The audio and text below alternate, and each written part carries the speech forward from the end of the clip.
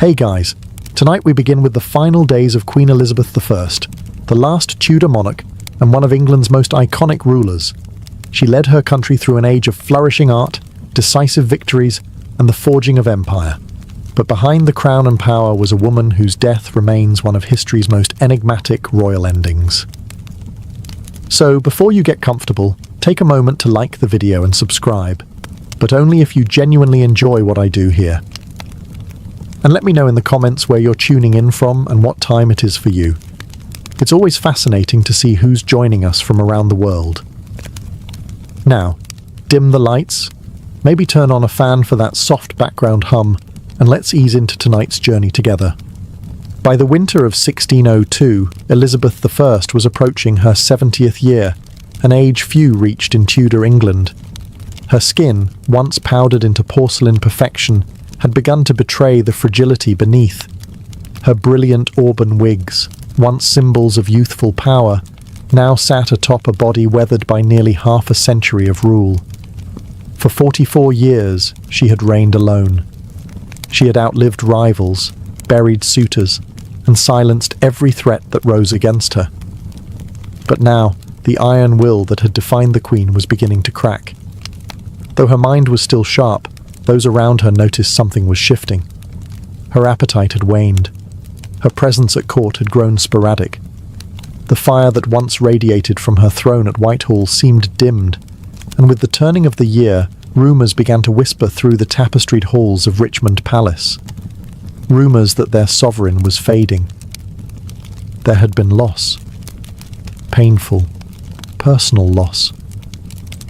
The execution of Robert Devereux, the Earl of Essex, in 1601, had struck a deep blow. Though he had betrayed her, leading a failed rebellion and attempting to seize power, Elizabeth I had loved him in her own way. Some said it was motherly affection. Others whispered of something deeper. Regardless, watching him walk to the scaffold tore at her. She never truly recovered from that grief. In her final winter, she would spend long hours standing, refusing to sleep, refusing to eat. Servants noted that she rarely sat, and even less did she speak. When she did, her voice was thin, trailing like smoke. Sometimes, she would gaze into the empty fireplace for hours, unmoving, as if staring into something far beyond it, something only she could see. The court began to prepare. Physicians offered tinctures, tonics, and prayers, but the Queen dismissed them all. Ministers gently urged her to rest, to speak, to name a successor, but the once commanding monarch only shook her head. Something weighed on her heart, heavier than politics. Heavier, perhaps, than the crown itself. As March approached, one truth began to settle among those closest to her. The reign of Elizabeth I was quietly, painfully, coming to an end. As the days passed, the gloom that filled Elizabeth I's private chamber at Richmond Palace deepened. The once vibrant court, famous for its music, pageantry, and lively discourse, had grown hushed. The Queen, who had dazzled Europe with her wit and resolve, was now wrapped in heavy silks, surrounded by shadows and silence. She no longer held council meetings, nor did she take her usual rides or walks in the gardens. Her ladies-in-waiting, the closest and most trusted women in her life, were dismissed one by one from her room until she remained mostly alone. Even the few she allowed to stay, such as Lady Scrope, spoke only in soft, uncertain tones, unsure if their presence comforted or agitated her. Her mind, they whispered, was slipping. It was during this time that her physicians began to observe something troubling. Not only was the Queen refusing food, she had also started to resist sleep altogether. She would stand for hours on end, rooted to the same spot by her bed or by the window, as if the very act of lying down might bring death closer. When her legs could no longer support her, she would sit stiffly on cushions, eyes fixed on some invisible point, lips moving silently in prayer or thought. Some speculated that she feared death not as a woman, but as a ruler. For decades, Elizabeth I had been the embodiment of England itself. To die meant to relinquish control. of her people, her image, and her power. Perhaps that was what she truly feared, the end of control. Physically, her health began to decline in ways subtle but certain. She developed a persistent cough. Her skin turned increasingly pale, and her frame seemed to shrink beneath her ornate gowns. The weight loss was alarming. Yet she forbade any attempt to examine her too closely. Her vanity, even in sickness, remained intact. And through it all, one question loomed in every courtier's mind but was rarely voiced aloud. Was this simply old age catching up to the Queen? Or was something hidden festering beneath the surface? The answer, for now, remained locked behind her lips. Lips that once commanded empires, now barely moved at all. To understand the weight pressing down on Elizabeth I in her final weeks, one must look not only at her body, but at her heart, and more precisely, at the ghost that haunted it, Robert Devereux, the Earl of Essex. Their relationship had been volatile. Essex was dashing, ambitious, and impulsive. He flattered her, defied her, then begged for forgiveness, only to betray her again. In him, Elizabeth I saw both potential and peril. Despite his arrogance, she had favoured him, elevating him to great influence within her court. But in time, his ambition turned dangerous. In 1601, he launched a coup, a desperate, ill-conceived rebellion to seize power. She had no choice. The crown could not tolerate treason, no matter how charming the traitor. Elizabeth signed the death warrant herself. And when he was beheaded in the Tower of London, something inside her unravelled. From that moment forward, witnesses say the Queen began to change. It wasn't just sadness. It was as if a deep, corrosive guilt had lodged itself in her soul. Some claimed she carried a locket containing his portrait. Others swore she muttered his name in the dead of night. Whether these tales were true, or the invention of romantic courtiers, the effect was undeniable. The Queen who had once seemed untouchable now appeared human and deeply wounded.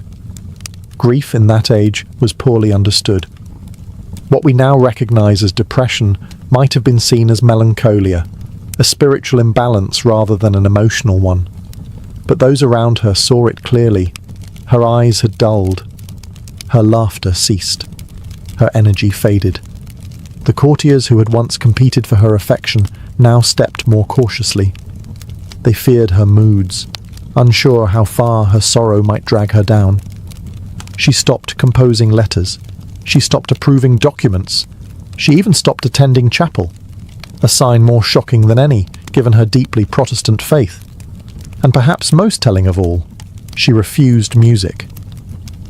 Elizabeth I had adored music all her life. She had sung, played instruments, and surrounded herself with composers and poets. Now she asked for silence. The Queen's heart, it seemed, had broken long before her body followed. As March of 1603 drew near, the decline of Elizabeth I was no longer hidden. What began as grief and withdrawal was now a public spectacle. Her slow, tragic unravelling witnessed by nobles, courtiers and servants alike.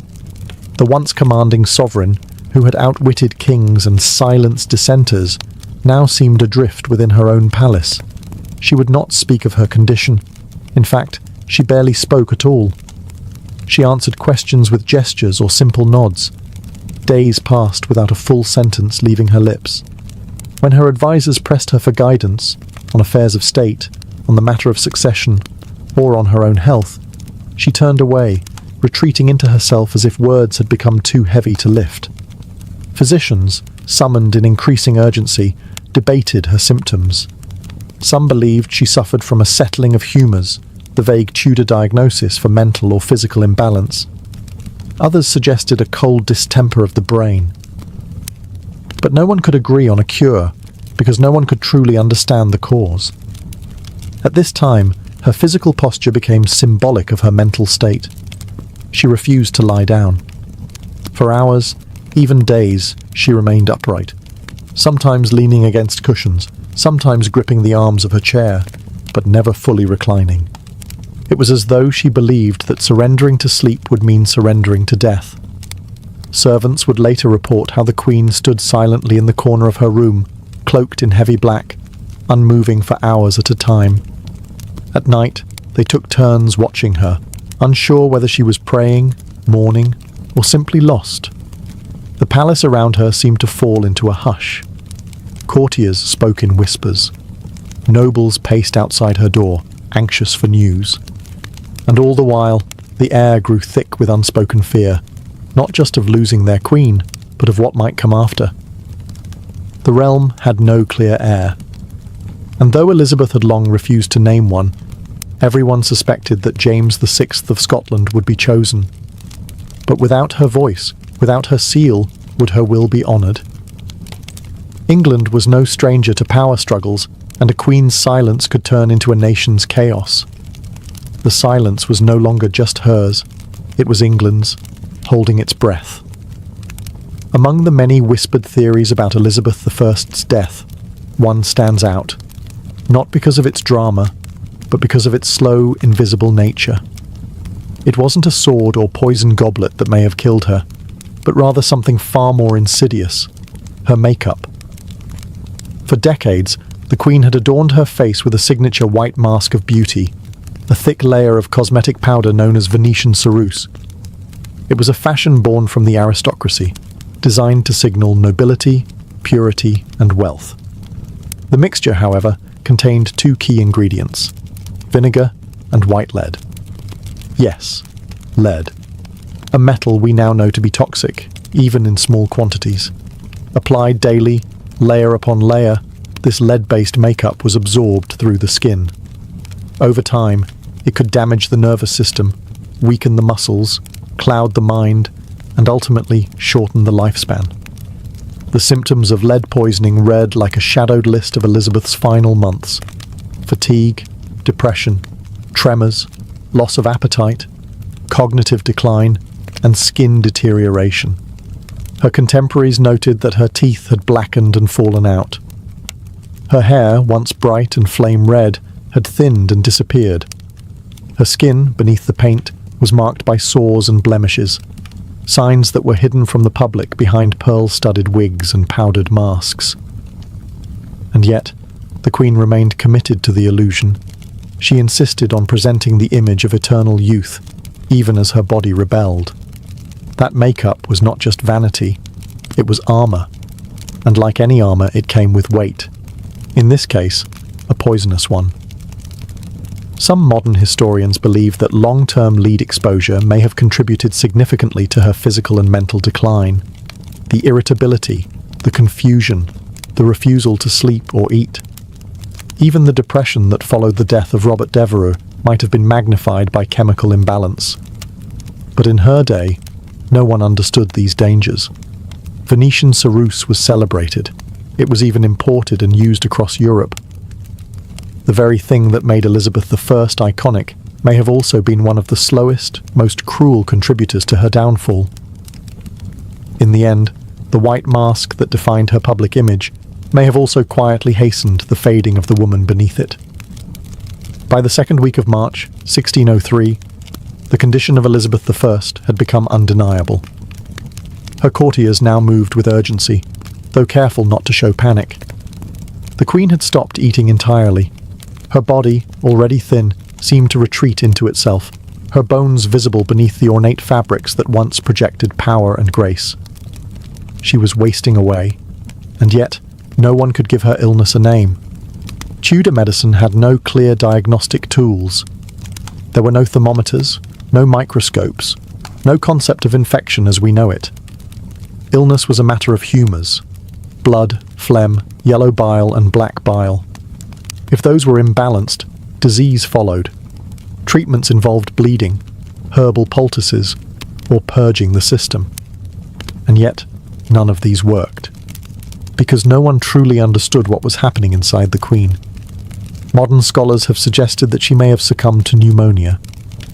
The cold air in Richmond Palace, mixed with long hours of standing and fasting, may have led to a lung infection. A persistent cough, chills, and a slow slide into delirium align with such a theory. And without antibiotics, even a mild case of pneumonia was potentially fatal. Others speculate blood poisoning, possibly due to abscessed teeth or infected sores under her cosmetics. Dental hygiene was poor, and Elizabeth had already lost several teeth. Infections in the mouth, if left untreated, could enter the bloodstream, a deadly condition known today as septicemia. But none of these possibilities could be confirmed in her time. And so, her physicians guessed. They used herbal tonics, tried warm compresses, and prayed. But Elizabeth would have none of it. She rejected all medicine. She would not allow incisions, nor bleedings. She even refused to undress completely, guarding her modesty to the very end. And through it all, she said almost nothing. The silence around her became part of the illness. Her servants tiptoed. Her ladies wept in private. Her ministers watched, helpless, as the one figure who had dominated their lives for decades began to vanish, not in a blaze, but like a candle slowly dying in its holder. No one could help her. No one even knew what to call it. And so they simply waited for the end, or a miracle. Though her body was failing, it wasn't illness alone that burdened Elizabeth I. It was the immense, inescapable weight of rule. For over 4 decades, she had stood as the embodiment of England. Her crown was not just a symbol of power, it was a living thing, fed by every decision she made, every speech she delivered, and every threat she outwitted. But now, in the stillness of her chamber, that crown sat heavy and unclaimed. And the question of what came next loomed over the dying queen like a storm. Elizabeth had no children, no direct heir. The Tudor line, so fiercely defended and glorified, was ending with her. And though she had maintained a lifetime of political control, she had long resisted naming a successor. Why? Perhaps because naming one meant acknowledging her own mortality, something she had stubbornly refused to do. The most obvious candidate was James VI of Scotland, son of Mary, Queen of Scots, whom Elizabeth had executed decades prior. He was male, Protestant, and had a legitimate claim through his great-grandmother, Margaret Tudor. But his rise to the English throne would not be simple. Factions existed. Old grudges remained. Catholic claimants still lurked in the shadows. As the Queen's strength faded, pressure mounted on her to make a formal declaration. Ministers, especially Robert Cecil, the Secretary of State, pressed gently, but firmly. England could not be left rudderless. Civil war was not a memory so distant as to be forgotten. And in a world where monarchs ruled by divine right, the death of a queen without clear succession was a recipe for chaos. But Elizabeth remained silent. Some say she gestured when asked if James should be king, perhaps a subtle nod, perhaps nothing at all. Others claim she whispered, "I will have no rascal to succeed me," only to later accept the inevitable. But there is no record, no firm confirmation. The monarch who had delivered some of history's most memorable speeches would not speak her final decision. It is possible that, in her mind, acknowledging a successor was equal to surrendering, to admitting that her story, her dynasty, and her era were truly coming to a close. And perhaps that was more painful than death itself. As March drew on and the hours grew colder, those attending Elizabeth I faced a peculiar and increasingly disturbing reality. The Queen refused to sleep. Not occasionally, but entirely. Days and nights blended into one endless vigil as she remained seated or standing in her chamber, eyes distant, spirit detached. To many, it seemed that the Queen was terrified not of death, but of what lay between her and death: rest. There were moments when her attendants begged her to lie down, but she resisted with such force that they stopped asking. Her refusal wasn't rooted in stubbornness alone. It carried the weight of superstition and sorrow. In Tudor times, sleep was often viewed as a temporary death, a time when the soul drifted dangerously close to the beyond. And Elizabeth I, despite her formidable logic and intellect, may have believed that if she closed her eyes, she would never open them again. And so, she sat. Sometimes hunched in her chair, other times leaning against the wall, she defied the limitations of her failing body. The swelling in her legs worsened. Her breathing grew shallow. But still, she would not lie in bed. Her servants tried to coax her with music. She turned it away. They brought warm drinks. She waved them off. She did not wish to be comforted, nor convinced. It was as if she was standing watch over her own death, refusing to give it an invitation. Eventually, her strength began to betray her. She collapsed several times. On one occasion, she was found crumpled beside her chair, unwilling to cry out for help. After that, her ladies-in-waiting took turns staying close, hovering like ghosts of the court she had once commanded. Even they no longer spoke to her unless spoken to first. The atmosphere in the room was one of reverence, sorrow, and dread. When at last she agreed to lie in bed, it was not from peace, but from exhaustion. Her body had given out. She was placed beneath the covers gently, like a fragile relic being lowered into silk. It was the first time she had rested in days, and for many, it felt like the beginning of the end. The moment Elizabeth I allowed herself to be laid in bed, her chamber transformed. The silence grew heavier, more sacred. Those closest to her gathered, advisors, ladies, physicians, each one aware that this was not just the death of a woman, but the closing of an age. The Tudor dynasty, which had ruled England for over a century, was ending with her final breath. The room was dim. Tapestries muffled footsteps. Candles flickered.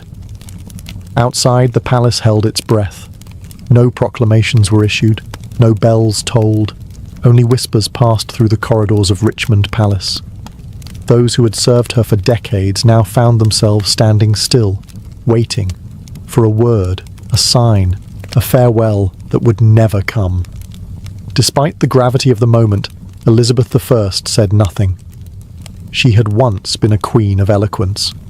Her words could rouse armies, silence parliaments, and charm foreign courts.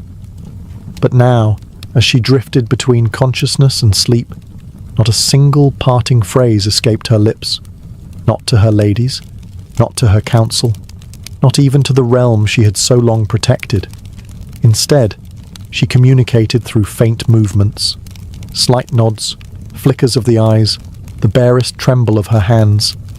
Some thought they saw her reach toward the crown resting nearby. Others claimed she gestured toward a portrait of James VI, the presumed successor. But there were no declarations, no final speech to echo through history. What did she see, lying there in silence?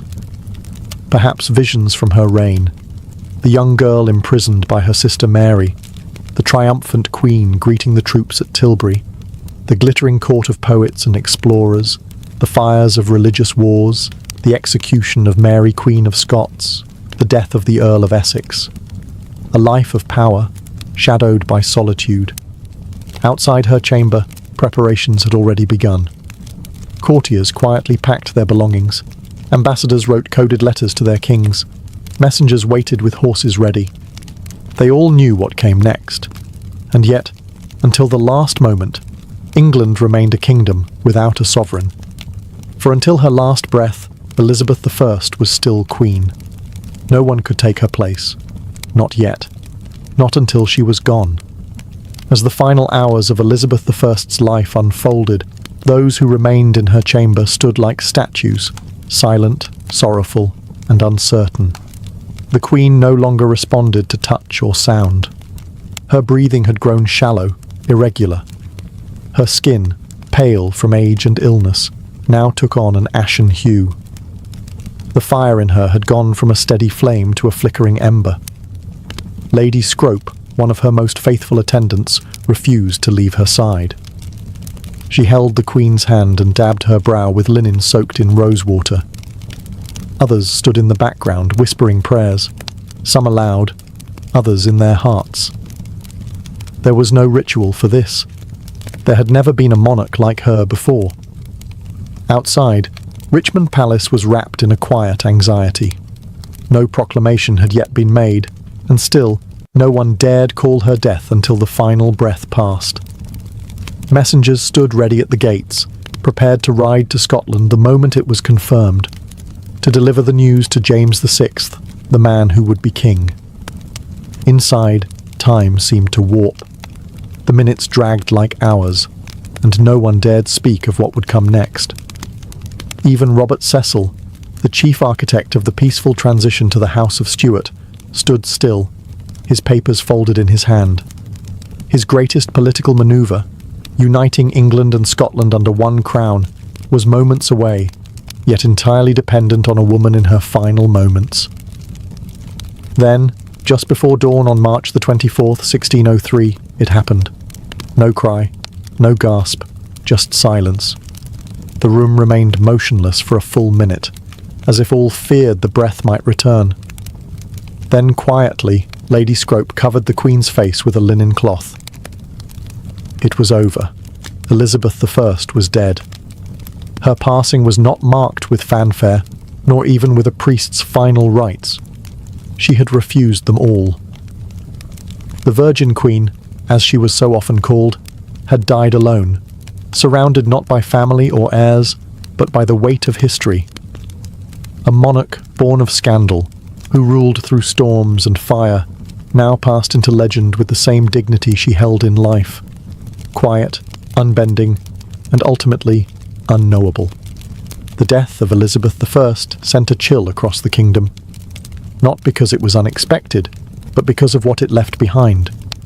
A throne without a voice, a court without direction, and a realm uncertain of its next heartbeat. She had been the only monarch many in England had ever known. Her presence was woven into the fabric of everyday life, her image stamped onto coin and conscience alike. Now that image was still. Immediately after her death, her body was left undisturbed. According to tradition, her ladies kept vigil beside her, whispering psalms through trembling lips. A single candle burned at her bedside. The cloth over her face did not conceal her identity. It preserved it, as though the nation needed one final moment to believe she was truly gone. But while grief settled inside the walls of Richmond, elsewhere, wheels were already turning. Robert Cecil, perhaps the only man who truly understood the scale of this moment, stepped into motion. His secret correspondences with James VI of Scotland had prepared for this day. The couriers were sent, riding with breathless urgency through muddy spring roads, carrying news that would transform two kingdoms. Meanwhile, back in London, the people waited. No bells rang. No mourning was declared.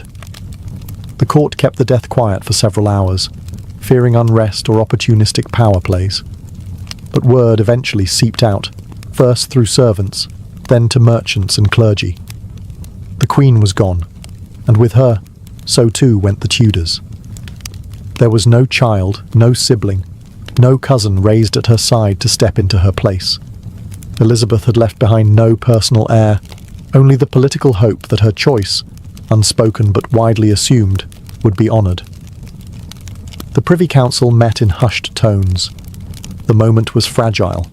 A kingdom needed direction, and fast. The fear of factionalism, of Catholic uprisings, of foreign meddling, all these haunted their thoughts. The bloodshed of past successions loomed like a shadow, yet the Queen's long silence had not stopped her government from preparing. Within hours of her death, the Council declared that James VI of Scotland would become James I of England. A new dynasty began, but even as the nation turned toward the future, it did so in mourning. For the woman who had shaped an age and left behind a silence no crown could fill. After the council announced the succession of James VI, now James I of England, the focus shifted to the care of the Queen's body. Elizabeth I, who had guarded her image with almost obsessive control throughout her reign, could no longer maintain the illusion. The mask she had worn, both literal and symbolic, was beginning to fall away. In life, she had been meticulous about appearances. She rarely allowed herself to be seen without her full regalia, the white lead makeup, the elaborate gowns, the fiery wigs. Even in her final days, she kept her chamber darkened and denied most visitors. Vanity, yes, but also power. To appear weak was to risk everything in a court filled with ambition and knives. Now, in death, her body told a different story. As her ladies gently prepared her for burial, they began to see what had long been hidden beneath layers of silk and powder. Her skin bore the signs of age and illness, bruising, lesions, and the pale, unnatural hue from years of toxic cosmetics. Her hands, once adorned with rings and scepters, were thin and bony. Her hair, what little remained, had turned wispy and white. There was no denying it. Elizabeth I had been dying long before she allowed anyone to see it. And yet, in death, there was something profound about her humanity. She was no longer Gloriana, the Virgin Queen, or the untouchable monarch on coins and canvases. She was a woman who had carried a kingdom on her back for 4 decades and paid the price with her body. No embalming was done immediately. The tradition at the time was to delay the burial to allow time for national mourning and for proper ceremony. Her body lay in state, dressed one final time in royal robes, crown placed above her brow, orb and scepter at her side. For all the imperfections now visible, her people still came to pay respects, not just to the queen she had been, but to the person she had become. A woman of contradictions, powerful and alone, brilliant and burdened, fierce and fragile. The mask had slipped away, but what remained was not less regal, only more real. On April the 28th, 1603, more than a month after her death, the body of Elizabeth I was finally laid to rest. The delay had not been caused by negligence, but by reverence. England had lost its longest reigning monarch to date, and such a passing demanded a ceremony that would match the magnitude of her legacy. Her funeral procession began at Whitehall and moved slowly toward Westminster Abbey. The streets of London were lined with mourners, nobles, clergy, commoners. Thousands of faces turned toward the carriage that bore their queen one final time. Some wept. Others stood in solemn silence. There were no cheers, no songs, only the tolling of bells and the shuffle of boots on stone. The coffin was draped in velvet and borne upon a massive hearse drawn by 4 horses. Above it sat an effigy of Elizabeth I, dressed in state robes with crown, orb and scepter, eyes open, face serene, as if still watching over her people. The image was so lifelike that many believed it to be her real body, propped upright in death. Behind the hearse marched an honour guard, followed by the nobles of her court, members of parliament, and ambassadors from foreign nations. Each step echoed the weight of transition. A queen was being buried, but an entire era was being mourned. At Westminster Abbey, she was interred in the vault beside her half-sister, Mary I, a symbolic reunion between 2 queens once bitterly divided by religion and rivalry. On the tomb, the inscription reads, "Partners in throne and grave, here rest we 2 sisters, Elizabeth and Mary, in the hope of one resurrection." The irony was not lost on historians. In life, the sisters had been enemies. In death, they lay side by side. The funeral marked more than the end of a monarch. It marked the end of the Tudor dynasty. With Elizabeth gone, so too ended the lineage that had brought England out of the Wars of the Roses and into an age of exploration, cultural flourishing, and national pride. And as the Abbey's great doors closed behind her, an entire kingdom stood changed. The Elizabethan age was over. What came next would be shaped by a different hand and a different crown. More than 4 centuries have passed since Elizabeth I took her final breath, and yet the mystery surrounding her death remains. Unlike monarchs who died in battle or by clear illness, Elizabeth's decline was veiled in silence, secrecy, and contradictions. As a result, scholars, physicians, and curious minds have continued to speculate. What exactly killed the Virgin Queen? The most common theory is simple: old age. At nearly 70 years old, Elizabeth had far outlived most of her contemporaries. After 4 decades of rule and countless personal losses, her body may have simply succumbed to time. Her refusal to eat, drink, or rest certainly contributed to her decline, and without modern medicine, even a minor ailment could turn fatal. Another compelling theory is pneumonia. The Queen reportedly caught a chill shortly before her final decline. Cold, damp conditions in Richmond Palace, combined with her weakened state, may have allowed an infection to take root. With no antibiotics and only rudimentary treatments, pneumonia would have been devastating. Yet other theories point to lead poisoning. Her famous white makeup, Venetian ceruse, was known to contain white lead, a toxic substance absorbed through the skin. Over decades, it could have damaged her organs, caused psychological changes, and slowly poisoned her from within. Symptoms such as fatigue, irritability, and cognitive decline all match modern understandings of chronic lead exposure.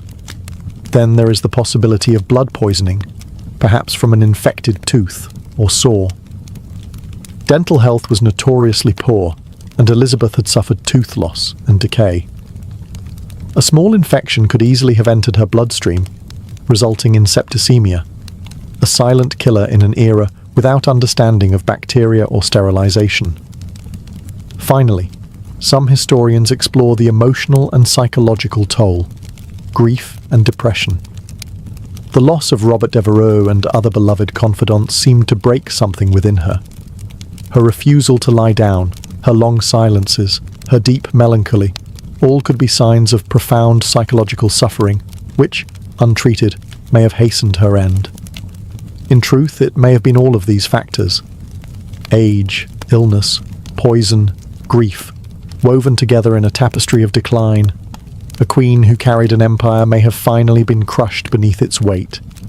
And yet, in her silence, she left no confession, only a legend. Elizabeth I's death was not merely the close of a life, it was the close of an identity that England had worn for more than 40 years. She had reigned alone, without husband or child, carving her image into the very soul of a nation. Her passing was quiet, private, and full of unanswered questions, but the echo of her reign thundered into the centuries that followed. The country she left behind was vastly different from the one she inherited. When she first ascended the throne in 1558, England was fractured by religious war, threatened by foreign powers, and teetering on the edge of instability. Through sheer will, political genius, and theatrical leadership, Elizabeth I transformed it into a formidable kingdom, confident, culturally vibrant, and respected on the world stage. Her death, however, revealed the fragility beneath that surface. She had held everything together through force of personality and presence. With her gone, a power vacuum threatened to reopen old wounds. The peaceful transition to James I marked a diplomatic victory, but also a seismic shift. The Tudor flame had gone out. The Stuart dawn was uncertain, and yet, what lingered in the minds of her people wasn't just the politics, it was her persona, the speeches at Tilbury, the defiant rejection of marriage, the cultivated image of the Virgin Queen, the jewels, the gowns, the high forehead, the poetic rhetoric. All of it became mythic. Even her final silence served her legacy. She exited the world on her own terms, offering no final word, no dying gasp for legacy or pity. In life, she had been a master of performance. In death, she let the silence speak louder than any closing act. To this day, historians still debate the details of her death, but few debate her impact. The Elizabethan age remains one of the most celebrated periods in English history. Her name became shorthand for a golden era of poetry, exploration, and national pride.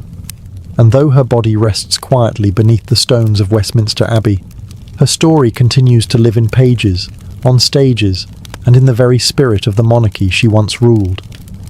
She died alone. But she did not die forgotten. Long before chocolate bars lined grocery store shelves and hot cocoa warmed winter hands, cacao was something entirely different. It wasn't sweet. It wasn't even eaten. It was drunk, bitter, frothy, and sacred. And for the ancient peoples of Mesoamerica, this strange, powerful bean held more than flavor. It held meaning. Our story begins over 3,000 years ago, deep in the tropical rainforests of what is now southern Mexico. The Olmecs, considered one of the first complex civilizations in the Americas, were likely the earliest people to cultivate the cacao tree. Though much of their history is shrouded in mystery, archaeologists believe the Olmecs used cacao in rituals, and possibly as a ceremonial drink consumed by elite leaders or shamans. It was no ordinary refreshment. It was a vessel for spiritual power. But it was with the Maya civilization that cacao truly became a divine gift. The Maya, whose empire spanned much of Central America from around 250 to 900 CE, worshipped cacao as a sacred plant bestowed by the gods. According to their mythology, cacao was a gift from the gods of creation, part of the very foundation of human life. The Popol Vuh, a sacred Maya text, describes the gods forming humans from maize and cacao, binding them to the natural world.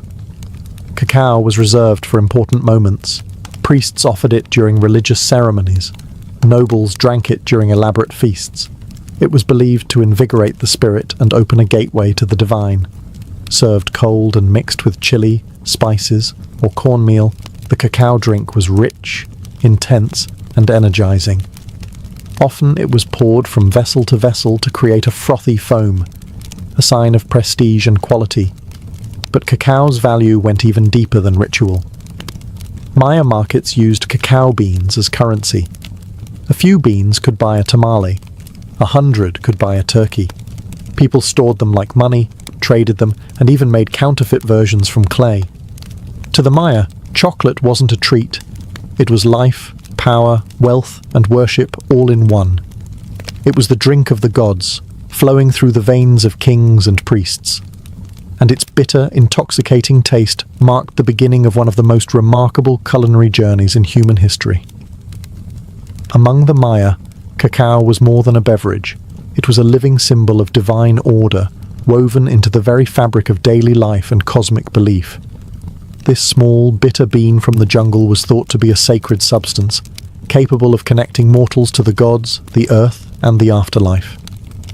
In every major Maya city, from Tikal to Copan, cacao was present at the most important moments of life. When rulers were crowned, cacao was poured. When marriages were sealed, it was drunk by both bride and groom. And when the dead were laid to rest, vessels of cacao accompanied them into the tomb, offerings meant to nourish their souls in the next world. Cacao was commonly consumed during religious ceremonies, often by the priestly and elite classes. These drinks were not sweet, nor were they taken casually. They were blended with chili peppers, maize, vanilla, and sometimes even blood, a powerful combination intended to invigorate the spirit and induce visions. It was believed that drinking cacao could bring one closer to the divine, opening the mind to prophecy or sacred insight. The Maya also believed cacao trees were sacred. Their curved branches and brightly coloured pods symbolized life, fertility, and abundance. In art, cacao often appeared alongside gods and ancestral spirits. On painted ceramics and carved stelae, you can see scenes of kings offering cacao to deities, or gods themselves emerging from the pods as if born of divine fruit. But cacao's role extended beyond religion. It was a staple of the social and economic world. Hosting a guest, you served cacao, negotiating peace, you drank cacao together. For the Maya, to share cacao was to recognize shared humanity, an unspoken contract of trust, respect, and elevated purpose. Even in the homes of the wealthy, cacao drinking was ceremonial. Special vessels were used, beautifully painted cups, often marked with glyphs identifying the owner and the specific purpose of the drink. These weren't just dishes, they were heirlooms, crafted with care and reverence. The reverence for cacao shaped the Maya identity. It was not just consumed, it was celebrated, revered, and trusted as a bridge between realms. In a world ruled by ritual and cosmic cycles, Cacao was the drink that kept the universe in balance. Centuries after the Maya, another mighty civilization would rise and elevate cacao even further: the Aztecs. By the time Hernán Cortés and the Spanish conquistadors arrived in the early 1500s, cacao was not just a spiritual symbol or luxury item. In the Aztec Empire, it was an institution, used as money, medicine, and a royal indulgence. The Aztecs didn't grow cacao in the cool, dry climate of their capital, Tenochtitlan. Instead, they acquired it through trade or tribute. Conquered provinces in warmer southern regions were required to send cacao beans as payment to the imperial center. Tons of beans flowed into the empire's coffers, stored in granaries like modern banks. Each bean had value. A small rabbit could cost 10 beans. A turkey hen might cost 100. Servants were paid in cacao. Debts were settled with it. To counterfeit a cacao bean, to hollow one out and fill it with dirt, was a serious crime. In Aztec society, cacao was as valuable as gold. But its worth went beyond economics. Cacao, known as xocolatl, was revered as a warrior's drink. It was consumed by nobles, priests, and military leaders, never by commoners. Prepared with water, chili, and sometimes maize, it was believed to energize the body and sharpen the mind before battle. Emperor Moctezuma II is said to have consumed as many as 50 cups a day, believing it to be an aphrodisiac and a source of strength. Cacao was also a key element in religious ceremonies. Offerings were made to deities like Quetzalcoatl, the feathered serpent god who, according to legend, gave cacao to humanity after stealing it from paradise. It was believed that cacao had divine origins, and drinking it properly was a sacred act. In Aztec culture, cacao represented wealth, war, worship, and royalty. It was a seed of power, earned, stolen, traded, and honored. But all of this would soon collide with European conquest. When Spanish eyes first saw the cacao bean, they didn't recognize its value. But that would change. The bitter drink of warriors and kings was about to cross the ocean, where it would be forever transformed, sweetened, commodified, and woven into a global obsession. When Hernán Cortés and his band of conquistadors first arrived in the Aztec capital of Tenochtitlan in 1519, they encountered a world both foreign and magnificent. Towering temples, floating gardens, and bustling markets stunned the Europeans. But among all the wonders, one thing caught their attention again and again: the peculiar use of a dark, bitter drink made from crushed beans. The Spanish watched as Moctezuma II was served cup after cup of xocolatl in golden vessels. They observed warriors, nobles, and priests treating the substance with reverence. At first, they found it unpleasant, strange, unsweetened, spicy. Some even called it unpalatable. But they also noticed something else: the energy it seemed to grant, the alertness it sparked, and the symbolic power it carried in every corner of Aztec life. Once the conquest was complete, and the empire fell, Cortés brought more than gold and silver back to Spain. He brought cacao beans. He brought the knowledge of how to grind, mix, and drink them. And with that, chocolate entered Europe. At first, it remained a curiosity of the Spanish court, an exotic treasure of the New World. Monasteries began to prepare it in the traditional way, for nobles and royals only. But the European palate was different.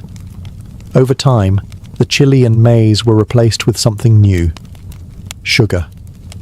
Sugar changed everything. The addition of sweeteners to the bitter cacao drink sparked a culinary revolution. Suddenly, what had been a sacred, spicy brew of warriors became a sweet indulgence, something seductive, luxurious, and deeply fashionable. In Spain, and soon across Europe, chocolate was no longer a tool of ritual or tribute. It became a marker of wealth and sophistication. Aristocrats sipped it at salons. Royalty demanded it at their tables. It was still prepared as a drink, usually hot, but the flavour had softened. The rituals were replaced with recipes. The power once tied to gods and warriors now belonged to European elite. But even as chocolate delighted the palates of kings and queens, it carried a new bitterness, one not from taste, but from the human cost. To feed Europe's growing hunger for cacao and sugar, colonial plantations expanded, and behind them, a new system of exploitation and slavery would begin. The drink of the gods had entered a new world, and it would never be the same. By the 17th century, chocolate had evolved from a sacred Mesoamerican ritual to a fashionable European delicacy. But behind this sweet transformation lay a growing darkness. The union of cacao and sugar, a pairing that delighted European palates, also became one of the driving forces behind one of history's most brutal systems, the transatlantic slave trade. As European demand for chocolate grew, so did the need for raw cacao. The lush equatorial regions of South America, Central America, and the Caribbean offered the perfect climate to grow the cacao tree. But harvesting it was labor-intensive. Cacao pods had to be picked by hand, split open, and the beans fermented, dried, and roasted. The same was true for sugarcane, another demanding crop. To maximize profit, colonial powers turned to slavery. The Portuguese, Spanish, French, Dutch, and British all participated in building plantation economies, fueled by enslaved labor. Millions of Africans were captured, shipped across the Atlantic, and forced to work under brutal conditions on plantations in Brazil, the Caribbean, and later, West Africa. Many would spend their lives cultivating cacao and sugar, never tasting the sweet confections their labor created. The human cost was staggering. In the pursuit of chocolate and sugar, families were torn apart, cultures were erased, and entire generations suffered. Yet in the drawing rooms of London, Paris, and Madrid, aristocrats sipped hot chocolate unaware, or uninterested, in the lives behind the beans. The commodification of cacao marked a turning point. It was no longer a sacred offering. It was a global product, something to be traded, taxed, and turned into profit. And as the industrial age approached, the demand would only grow. What began as a spiritual drink, crafted with reverence and ceremony, had now become entangled in empire and exploitation. The taste that had once symbolized divine connection now left a bitter residue, one of blood, suffering, and systemic injustice. Yet the allure of chocolate only deepened. Its association with luxury, love, and pleasure grew stronger, while its history of labor and suffering was quietly buried beneath layers of sugar and cream. The story of chocolate's rise was no longer just about flavor or ritual. It was about power, profit, and the people sacrificed along the way. For centuries, chocolate remained a liquid luxury, served in royal courts and elegant salons. But as Europe entered the Industrial Revolution, chocolate was about to undergo another transformation, one that would forever change its form, its audience, and its place in the world. The early 1800s saw a wave of invention. Mechanization and mass production were reshaping everything from textiles to food. And in 1828, a Dutch chemist named Coenraad Johannes van Houten developed a revolutionary process. Using a hydraulic press, he extracted much of the natural fat, the cacao butter, from roasted cacao beans. What remained was a dry cake, which could be ground into a fine powder. This powder dissolved more easily in water and could be blended with sugar more smoothly, making chocolate cheaper, lighter, and easier to produce. This invention gave birth to what we now call Dutch cocoa, and it paved the way for solid chocolate. In 1847, the British company Fry & Sons took things a step further. By combining cacao powder, cacao butter, and sugar, they created the world's first modern chocolate bar, a smooth, moldable, and portable version of what had always been a drink. For the first time, chocolate could be held in the hand, not just sipped from a cup. Then came the Swiss. In the 1870s, Daniel Peter introduced milk chocolate by adding condensed milk to the mixture, creating a creamier, sweeter version of the classic bar. His friend and rival, Rodolphe Lindt, invented the conching machine, which slowly churned chocolate for hours, refining its texture and giving it the silky smoothness we now associate with high-quality chocolate. These innovations turned chocolate from a luxury into a mass-market product. With lower prices and improved texture, chocolate was no longer reserved for royalty. It entered shops, factories, and lunchboxes across Europe, and soon after, the United States. Companies like Cadbury, Nestlé, and Hershey industrialized chocolate on a scale never seen before. Packaging became colorful and playful. Advertising emphasized joy, indulgence, and childhood wonder. But in making chocolate sweet, accessible, and solid, something of its origin was forgotten. The divine drink of gods had become a snack. Delicious, yes, but stripped of its ancient power and ritual. Still, a new chapter had begun, one where chocolate would become beloved worldwide. By the dawn of the 20th century, chocolate had taken root across the globe, not just as a delicacy, but as an industry. What began as a sacred brew among ancient civilizations had become a worldwide phenomenon, driven by factories, marketing, and the unstoppable forces of global capitalism. In the United States, chocolate took a uniquely American turn with Milton Hershey. In the late 1800s, Hershey applied mass production methods to chocolate, much like Henry Ford would later do with automobiles. His factory in Pennsylvania produced affordable milk chocolate for the average American, not just the elite. By 1900, the Hershey bar was born, and with it, a new American love affair with chocolate. But chocolate was no longer just a product. It was becoming a symbol. Soldiers carried it into war. Children traded it on playgrounds. It appeared in cookbooks, holiday rituals, and romantic gestures. Valentine's Day, Halloween, Easter, each adopted chocolate as its unofficial mascot. Its sweetness now spoke to love, comfort, and nostalgia. Meanwhile, international companies expanded cacao cultivation to meet demand. West Africa, particularly Ghana and Côte d'Ivoire, became global hubs for cacao farming, surpassing Latin America. The same regions that had once endured colonial rule and slavery were now supplying over 70% of the world's cacao, often under exploitative conditions. Even in modern times, labor abuses, including child labor and poverty-level wages, persist in many cacao-growing regions. Yet despite its tangled roots, chocolate's popularity only grew. In Japan, it became a refined art. Small, exquisite bonbons, gifted with ritual precision. In Switzerland, it was a matter of national pride, with brands like Toblerone and Lindt defining premium quality. In Mexico, chocolate returned to its ancient roots, used in traditional dishes like mole, where bitter and savory flavors coexist. Global chocolate culture was, and still is, a paradox. Universal, yet personal. A product born of indigenous ceremony, transformed by empire, refined by industry, and then embraced in 1,000 unique ways across continents. From the Andes to Antwerp, from Ghana to Geneva, chocolate had become part of the human story. And even though few stopped to wonder where it came from, every bite carries the flavor of history, sweet, bitter, and everywhere in between.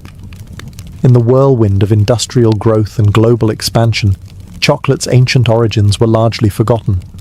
What once carried divine meaning and ceremonial weight had become, for many, just another snack, delicious, convenient, and sold by the millions. But in recent decades, a new movement has begun to stir. A rediscovery of chocolate's roots and a return to the bean. The craft chocolate movement began in earnest in the early 2000s, inspired by trends in coffee, wine, and slow food. Artisans and chocolatiers across the world started asking, where does our chocolate come from? Who grows it? What does it taste like before it's buried beneath sugar and additives? The answers led them back to the cacao bean. Unlike industrial chocolate, which is often blended from beans sourced in bulk, craft chocolate focuses on single-origin cacao, preserving the unique flavors of specific regions, soils, and fermentation styles. Beans from Madagascar might taste fruity and citrusy, while those from Ecuador could carry floral or nutty notes. Chocolate, it turned out, had terroir, just like wine. This reawakening wasn't just about flavor, it was also about ethics. With greater awareness came concern over how cacao is produced. Documentaries and investigations revealed ongoing labor abuses, including child labor and unfair wages on cacao farms. In response, many craft chocolate makers began working directly with farmers, paying premium prices for high-quality, ethically grown beans. Labels like Fair Trade, Direct Trade, and Rainforest Alliance emerged, each striving to create a more just and sustainable supply chain. Meanwhile, chefs and food historians began reviving ancient Mesoamerican uses of cacao. In parts of Mexico and Guatemala, traditional drinks made with cacao, chili, and maize regained popularity. Indigenous communities shared recipes passed down for generations, reminding the world that chocolate was not invented in a factory, but in a forest. Museums, books, and culinary tours followed. People began to see chocolate not just as candy, but as culture, rich in heritage, struggle, and story. The world had changed chocolate, but chocolate, in its essence, had never changed. It was still the fruit of a tree, grown by hand, prepared with care, and shared with meaning. And for those who cared to listen, chocolate once again began to speak, not just in sweetness, but in memory. Today, chocolate is everywhere. At celebrations, in vending machines, inside pastries and gourmet kitchens alike. It's a symbol of love, luxury, and comfort. But beneath its creamy surface lies a history that's anything but simple. It's a story of gods and empires, of joy and exploitation, of ritual and reinvention. Chocolate, perhaps more than any other food, is a mirror held up to civilization itself. From the sacred ceremonies of the Maya to the bitter brews of Aztec warriors. From the hands of enslaved laborers on colonial plantations to the gilded salons of European nobility. From wartime rations to Valentine's Day traditions, chocolate has journeyed alongside humanity, reshaping itself at every turn. Its legacy is layered. On one side, chocolate represents ingenuity, resilience, and cultural fusion. It is the perfect example of how ingredients from one continent can meet techniques from another to create something entirely new. It has inspired poetry, science, and innovation, from the chemistry of tempering to the artistry of flavor balancing. But on the other side, it holds a shadow. Much of the modern chocolate industry still depends on the labor of impoverished farmers, many of whom have never tasted the chocolate bars their beans help produce. Despite awareness campaigns and ethical certifications, problems like deforestation, underpayment, and child labor remain ongoing concerns in the cacao supply chain. Chocolate is also a story of forgotten voices. The indigenous peoples who first revered cacao saw it as sacred. Their traditions, silenced by colonization, are only now being rediscovered, and their contributions acknowledged. Each time we bite into a truffle or sip a cup of hot cocoa, we engage, knowingly or not, with that deep and often painful history. And yet, for all its contradictions, chocolate continues to unite people. Across languages, borders, and beliefs, it brings joy. It comforts. It celebrates. It endures. Perhaps that is chocolate's greatest legacy, not just its flavor, but its ability to evolve, to adapt, and to survive the rise and fall of civilizations. From ritual to recipe, from seed to symbol, chocolate has always meant more than it seemed. It is, in the end, not just a treat, but a story, one that even now we are still writing. In the early decades of the 19th century, the United States was a young and growing nation, restless in its ambitions. Its population was surging, and white settlers were pushing outward, hungry for farmland, gold, and opportunity. To many, the promise of the American frontier was a divine right. But to fulfill that dream, they looked westward, not into wilderness, as they imagined, but into lands already deeply rooted in memory, culture, and life. Those lands belonged to Native American nations. Among the most prominent were the Cherokee, Creek, Choctaw, Chickasaw, and Seminole. Tribes with sophisticated political systems, written languages, newspapers, and schools. These were not scattered bands of nomads. They were sovereign communities, many of which had long tried to coexist with the United States on legal and diplomatic terms. The Cherokee Nation in particular had adopted numerous elements of American society in hopes of preserving their autonomy. They drafted a constitution modeled after that of the US, practiced agriculture, and many converted to Christianity. They published a bilingual newspaper. They even sent delegates to Washington. But to white settlers and politicians, assimilation was never enough. What they wanted was the land. Georgia, Alabama, Mississippi, and other southern states began encroaching more aggressively into native territories. They passed laws invalidating tribal governance, nullifying native property rights, and pressuring the federal government to act. The discovery of gold in northern Georgia only heightened the urgency. The land, they argued, was too valuable to remain in native hands. President Andrew Jackson, a former general and staunch advocate for removal, stepped forward with a solution. Clear the east of native nations entirely. Relocate them beyond the Mississippi River, to a place where they would no longer obstruct the march of cotton plantations and white settlement. This was not merely policy, it was ideology. Manifest destiny, though not yet named, pulsed through the veins of the American project. The belief that white Americans were destined to expand from coast to coast came at the expense of anyone in their way. And in the 1830s, that meant entire nations of people. Thus, the stage was set, not for progress, but for one of the most sorrowful and shameful journeys in American history, the Trail of Tears. On May 28, 1830, President Andrew Jackson signed into law the Indian Removal Act, legislation that would forever alter the lives of tens of thousands of Native Americans. Though cloaked in the language of fairness and voluntary exchange, the act marked the beginning of a calculated and relentless campaign to remove native tribes from their ancestral homelands in the southeastern United States. The act authorized the president to negotiate treaties with native nations, exchanging their lands east of the Mississippi River for territory in what was then called Indian Territory, an expanse of land that would later become Oklahoma. Supporters of the law argued that it would protect native peoples from extinction by placing them far from white encroachment. But in truth, it was a land grab, dressed in the rhetoric of protection.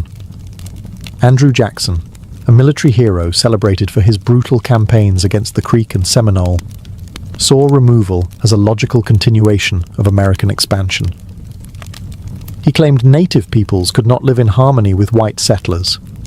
Removal, he argued, was not only beneficial, it was inevitable. They have neither the intelligence, the industry, the moral habits, nor the desire of improvement, he once said of native nations. They must perish, or they must abandon their habitations and wander far into the wilderness. Congress was divided, but the bill passed, narrowly. In the Senate, it cleared by just 3 votes.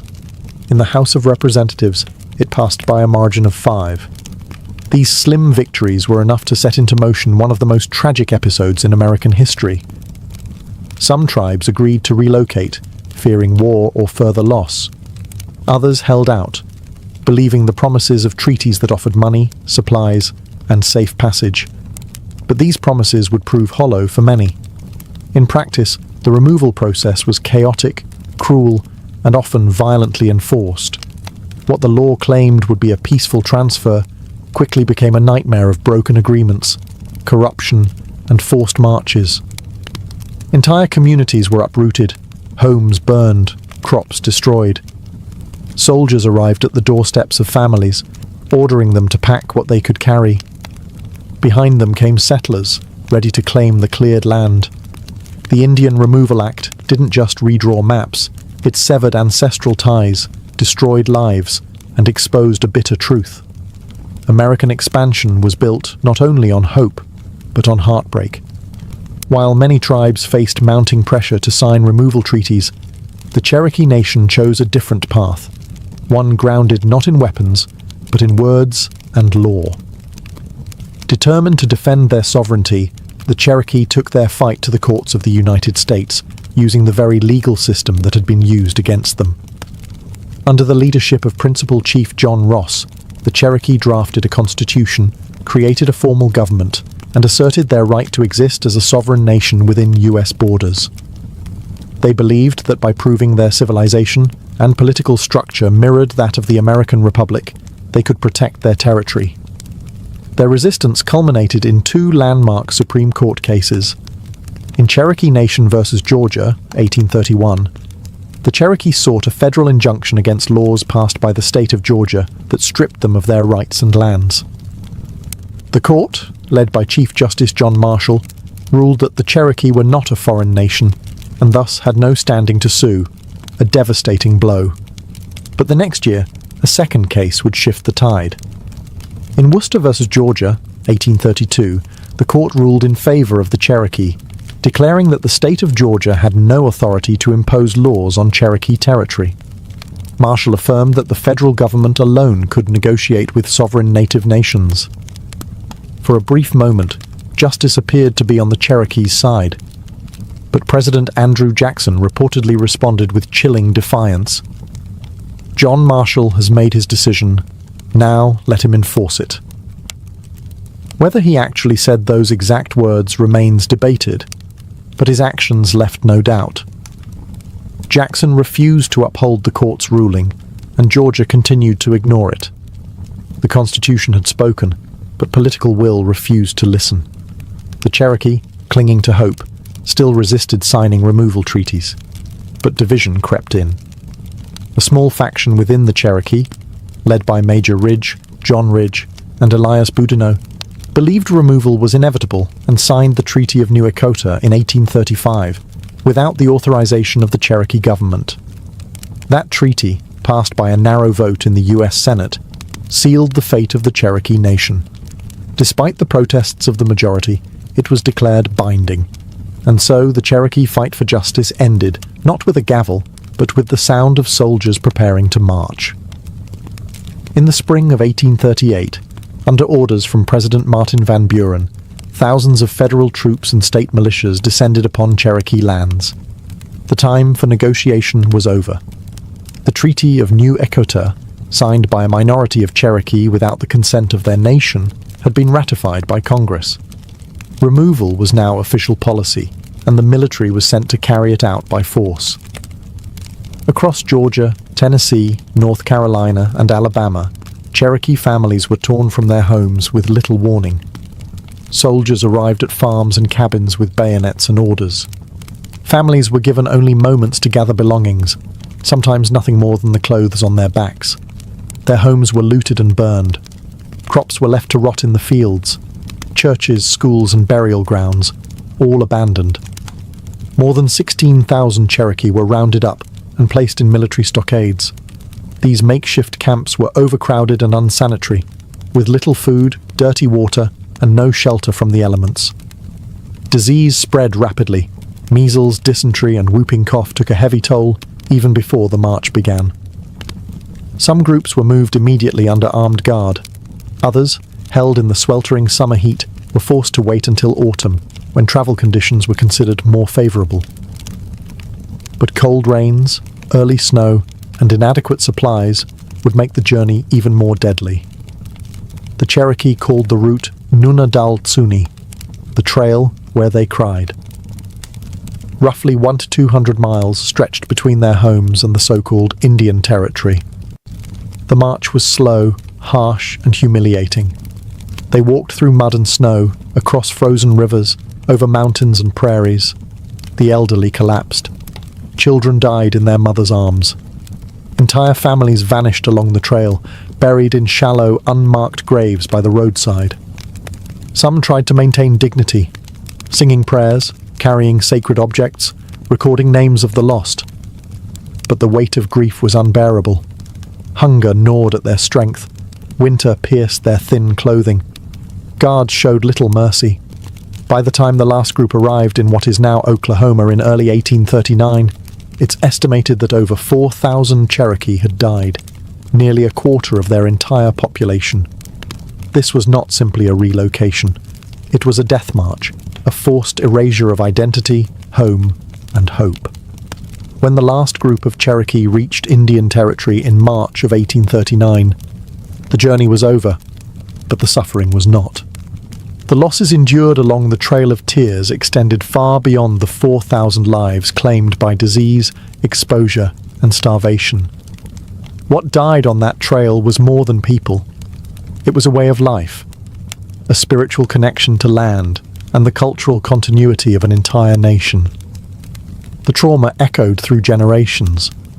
Survivors arrived weakened, broken, and grieving.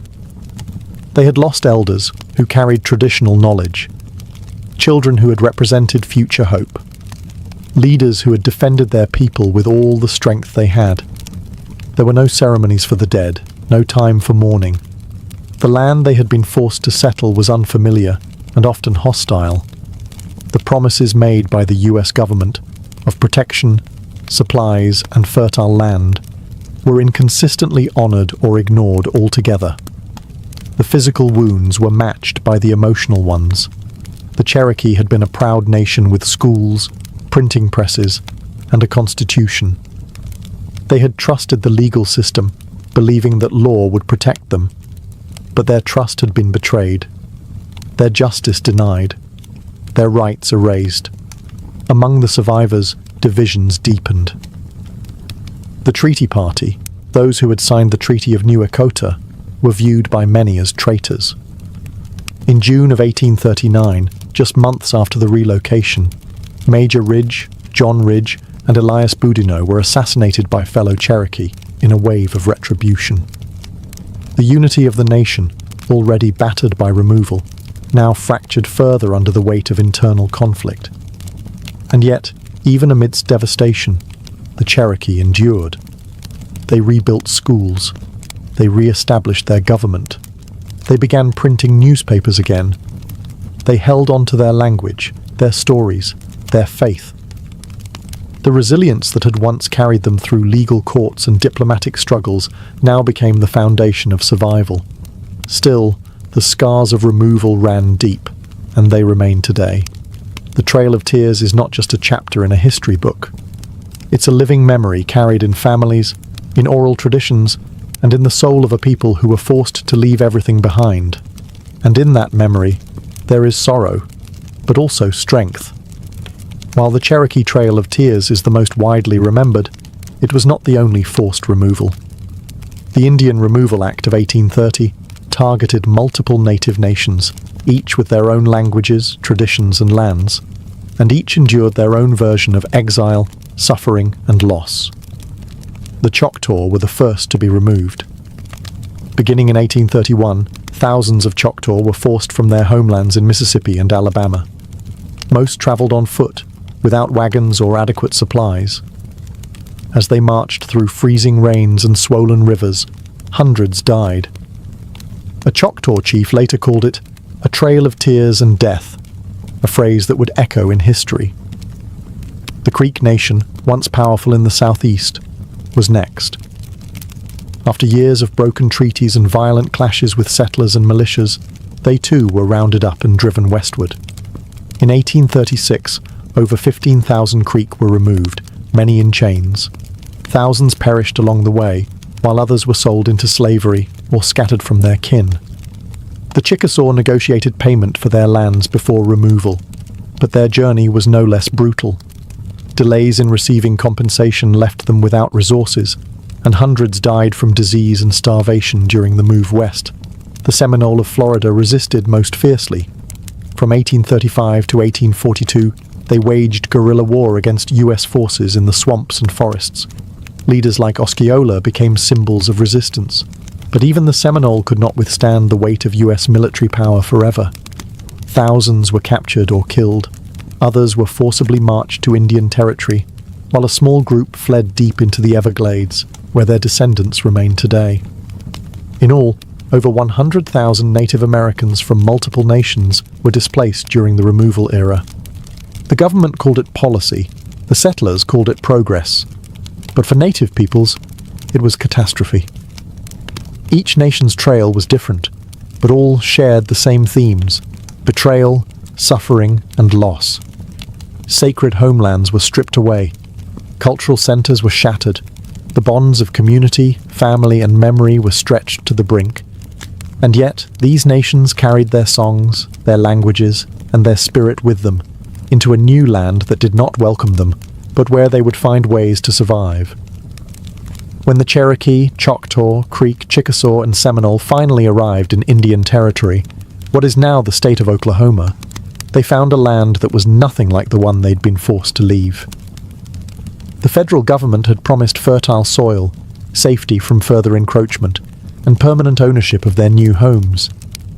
But those promises, like so many before, would prove fragile. The land was unfamiliar, the climate harsher.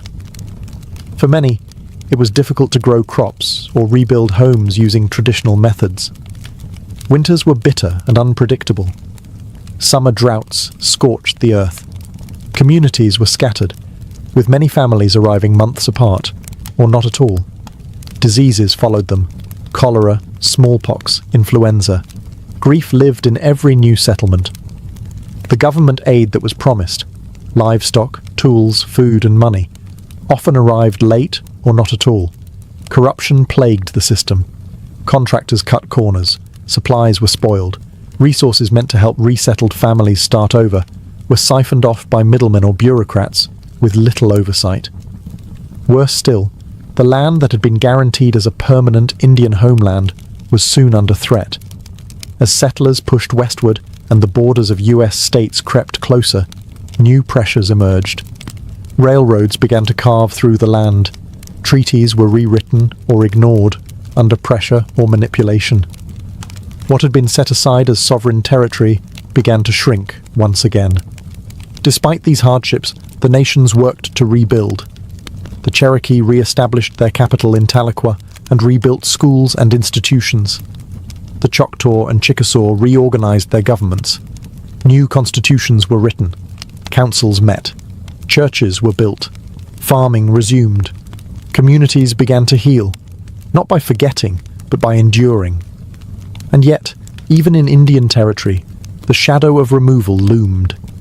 Every promise made to protect their new homeland was vulnerable to the same forces that had driven them from their original lands: greed, expansion, and disregard.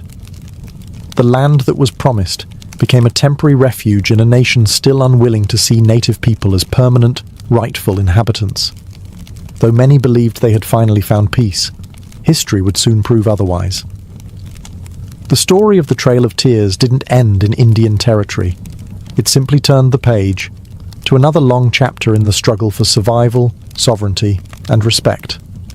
For decades after the forced removals, the Trail of Tears lived mostly in silence, spoken about in whispers, passed down through family stories, rarely acknowledged in textbooks or politics.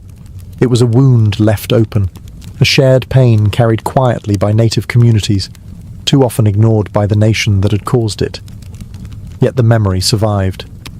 In Cherokee homes, elders told the story of the march west, of the cold, of the hunger, of the lost. Songs were sung in mourning. Ceremonies were held in remembrance. Oral history kept the names of those who walked and those who did not alive. The land remembered too. Old trails, shallow graves, and surviving documents marked the route like a scar across the heart of a continent. It was not just a trail of sorrow. It was a trail of survival.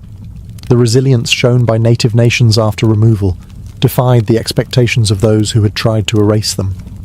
In the decades that followed, the Cherokee, Choctaw, Creek, Chickasaw, and Seminole would not only rebuild, they would thrive. They formed new governments, ran schools, printed newspapers, and preserved languages and spiritual traditions. Against the odds, they endured. Still, the silence from outside their communities remained. Not until the late 20th century did wider America begin to reckon, even faintly, with the tragedy of the Trail of Tears. Activists and tribal leaders worked to reinsert the story into national memory. Memorials were erected. Commemorative trails were marked. School curriculums were slowly updated. The phrase Trail of Tears became a recognized term, not just among historians, but in the national consciousness. But acknowledgement is not the same as justice. The effects of removal are still felt. The disconnection from ancestral lands, the historical trauma, and the legacy of broken promises continue to shape the realities of native communities today. Yet through every hardship, the strength of these nations endures. The same spirit that guided them through forests, across rivers, and into exile still lives on in language revival programs, cultural preservation efforts, and the stories told around fires and kitchen tables.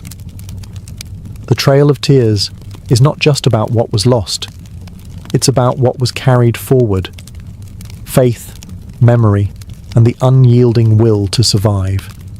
Today, the Trail of Tears is remembered not only as a historical event, but as a living memory, a reminder of injustice, of resilience, and of the strength it takes to carry a people forward when the world turns against them. The route that once echoed with footsteps of grief now serves as a sacred path of remembrance. Across the United States, monuments, trails, and museums mark the journey. The Trail of Tears. National Historic Trail, designated by Congress in 1987, stretches over 5,000 miles across 9 states, tracing the paths taken by those who were forced to march westward. It winds through forests, fields, and quiet towns, inviting visitors to walk, if only for a moment, in the footsteps of those who endured it.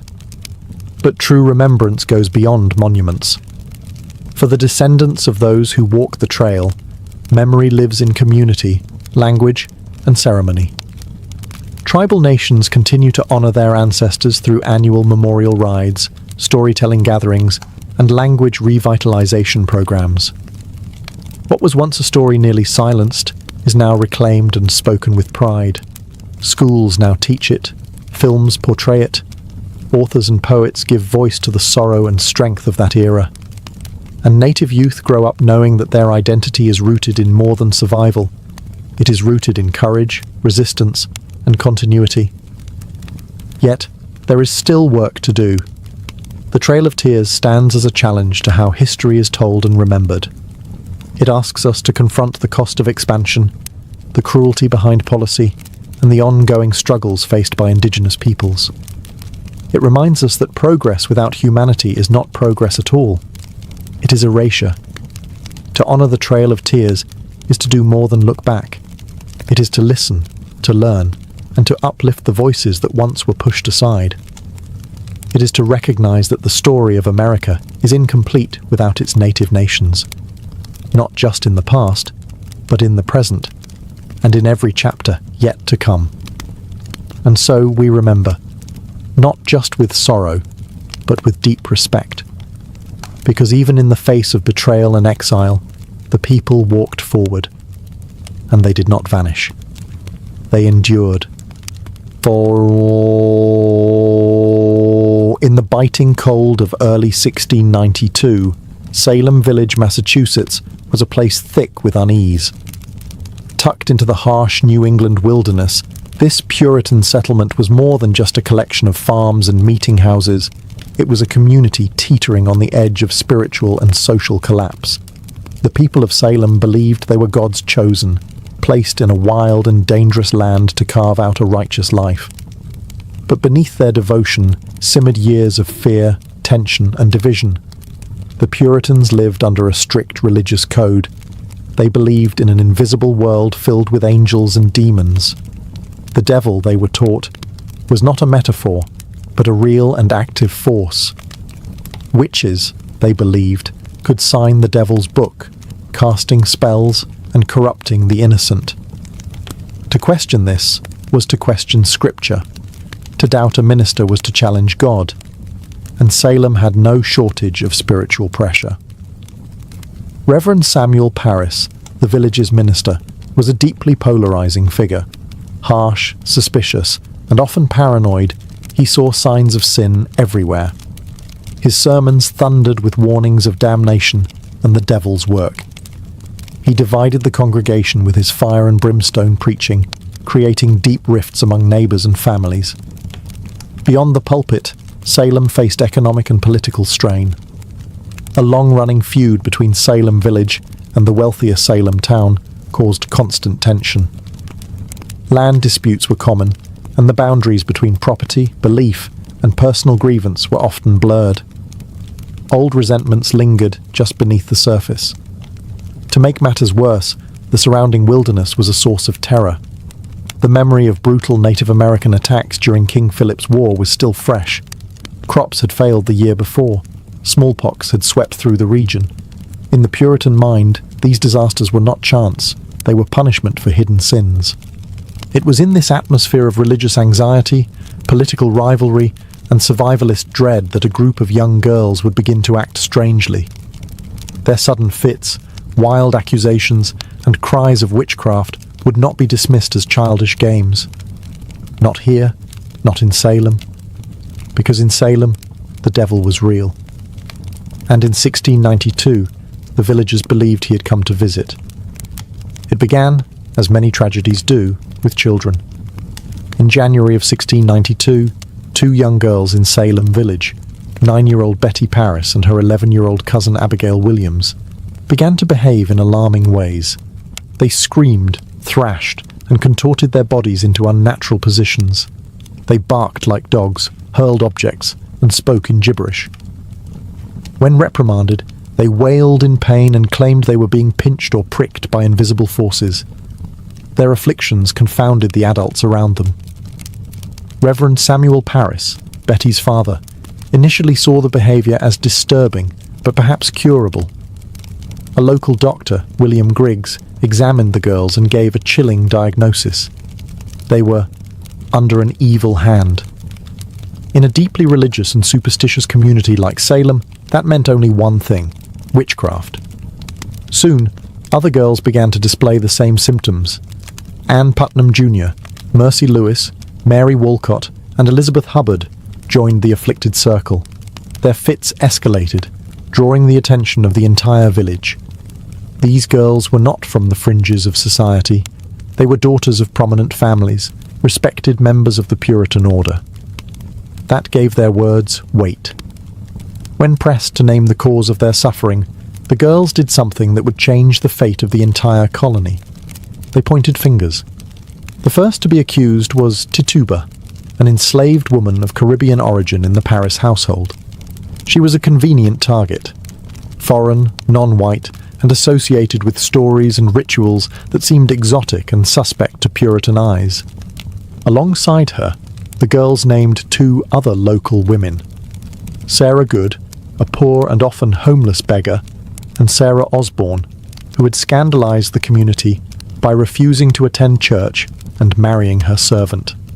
3 women, each vulnerable in different ways, were suddenly the focus of an entire town's suspicion. They were arrested and jailed. For the villagers, this was a spiritual emergency. If witches walked among them, they had to be identified and purged. What had begun as an unexplained illness in a single household now spiraled into full-blown panic.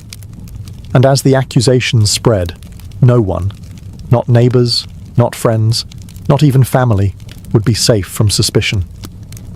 Salem had opened the door to fear, and it would not be easily closed.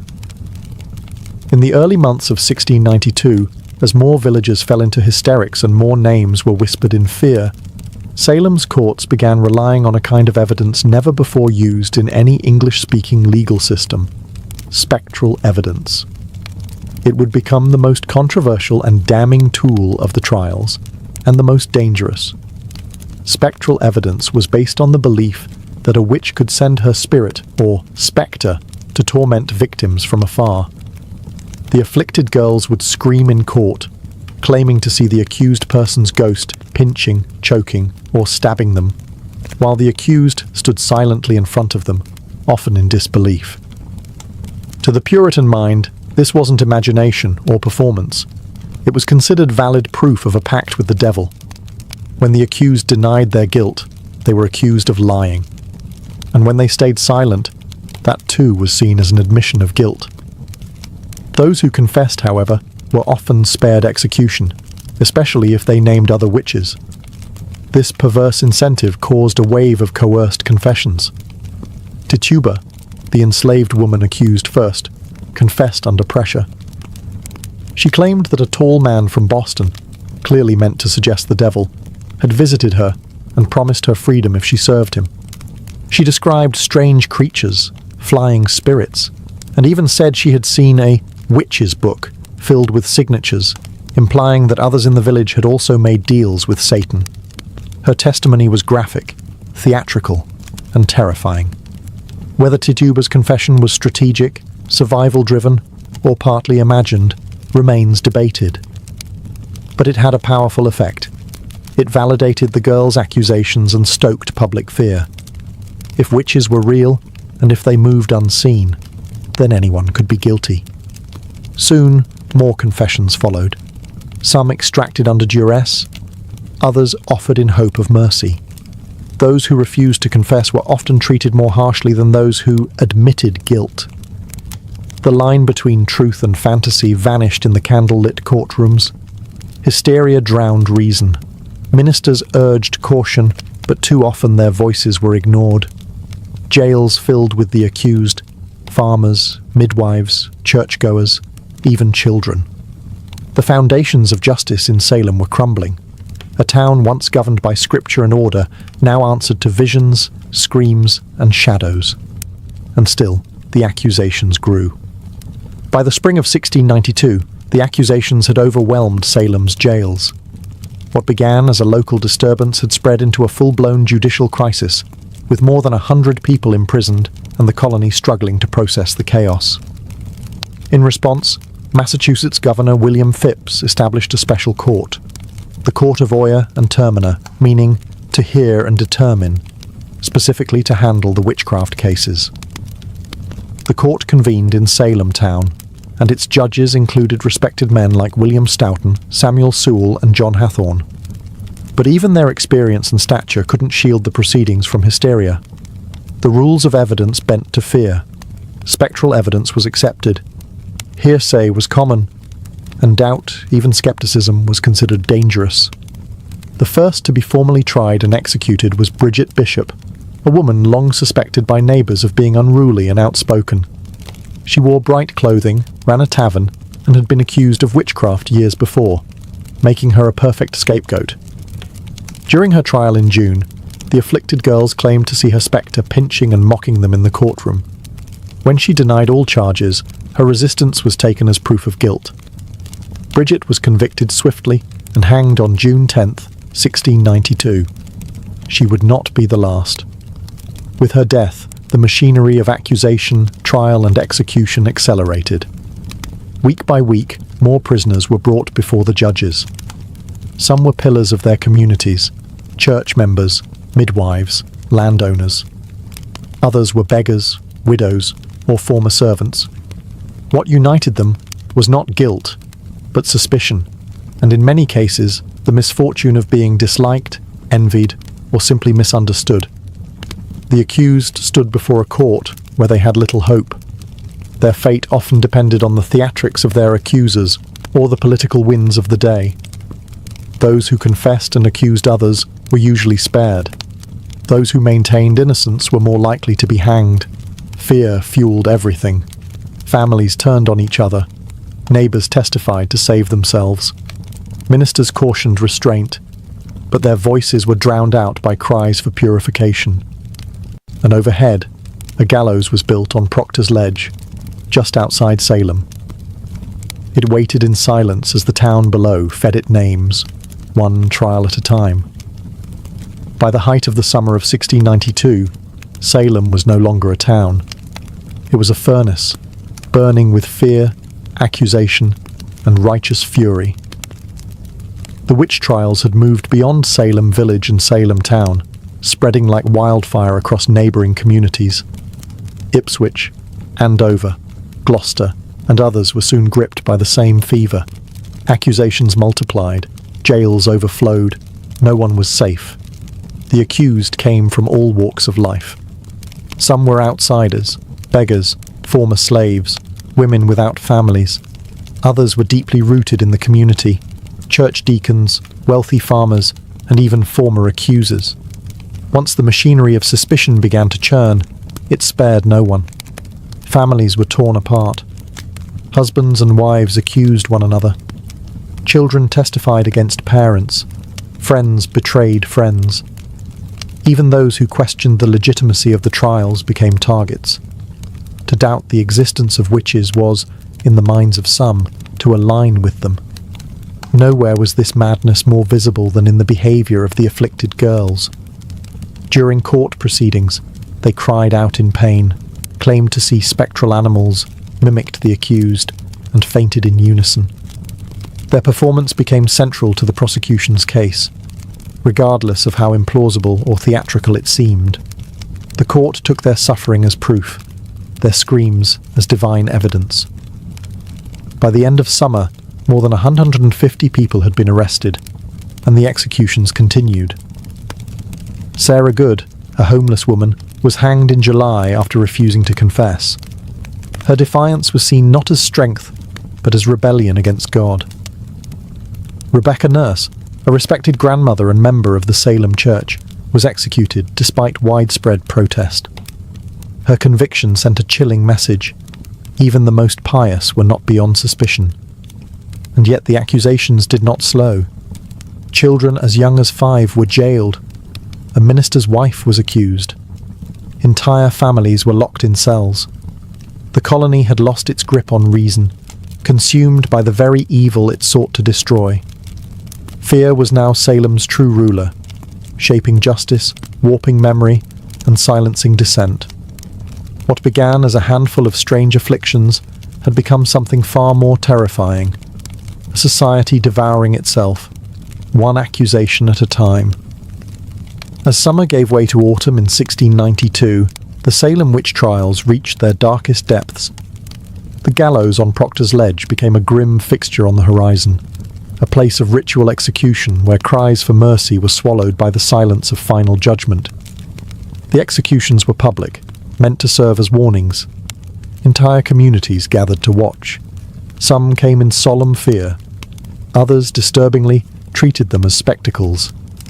One by one, the convicted were led to the scaffold, bound and praying, until the trapdoors dropped and another life ended in the name of righteousness. In total, 19 people were hanged as witches, 14 women and 5 men. All maintained their innocence. Many died with prayers on their lips, or psalms recited through trembling voices. None of them received proper burials. As convicted witches, their bodies were denied church cemeteries. Some were buried in shallow, unmarked graves. Others were reclaimed secretly by family under cover of night. But the most gruesome death was not on the gallows. Giles Corey, an 81-year-old farmer, and the husband of accused witch Martha Corey, refused to enter a plea at his trial. By refusing to speak, he hoped to prevent his land from being seized by the state. In response, authorities ordered pressing, a brutal and rare form of punishment. Giles was stripped, laid on the ground, and slowly crushed beneath heavy stones. For 2 days, he endured the torture in silence. His last words, according to legend, were chillingly defiant. More weight. He died without ever entering a plea. His resistance made him a tragic symbol of the injustice that had overtaken Salem. Inside the jails, those not yet executed faced horrific conditions. Pregnant women gave birth in filthy cells. The sick died of neglect. Families had to pay for their own food and chains, and some remained imprisoned for months after the trials ended. By the time autumn leaves began to fall, Salem had sentenced more people to death for witchcraft than any other community in American history. What had begun as whispers had ended in blood. And though the executions would soon cease, the damage to Salem's soul had already been done. By the end of September 1692, the fever that had gripped Salem began to falter. The turning point came not from the courts or the clergy, but from a growing sense of unease, a recognition, too long delayed, that something had gone terribly wrong. Doubt crept in quietly. It started when respected citizens, like Rebecca Nurse and John Proctor, were hanged. If such devout, upright people could be witches, who could be trusted? When Martha Corey, a strong-willed churchgoer, and even the wife of the colony's former governor, Lady Mary Phipps, were accused, the trials began to eat into the upper ranks of society. The hysteria no longer threatened just the marginalized. It threatened everyone. Reverend Increase Mather, a prominent Puritan minister and father of the influential Cotton Mather, delivered a powerful sermon against the use of spectral evidence, the very foundation of many convictions. In his words, "It is better that 10 suspected witches should escape than one innocent person be condemned." It was a radical reversal in tone and a quiet indictment of the court's methods. Others began to speak out as well. Ministers who had once supported the trials now urged caution. Families of the accused pleaded publicly. Communities neighboring Salem watched with horror and began distancing themselves. Faced with rising criticism and political pressure, Governor William Phips finally acted. In October 1692, he disbanded the court of Oyer and Terminer. In its place, a new court was created, one that no longer accepted spectral evidence. The change was immediate. Of the remaining prisoners awaiting trial, most were found not guilty. For those convicted, many received reprieves. The executions stopped. Still, the damage had been done. 19 hanged, 1 pressed to death, over 100 imprisoned, dozens more traumatized, families ruined, reputations shattered. The tide had turned, but slowly. Though the courts had changed, it would take months, years, for the last prisoners to be released, and longer still for the community to fully reckon with its sins. But in that autumn, the panic receded. Silence returned to the gallows.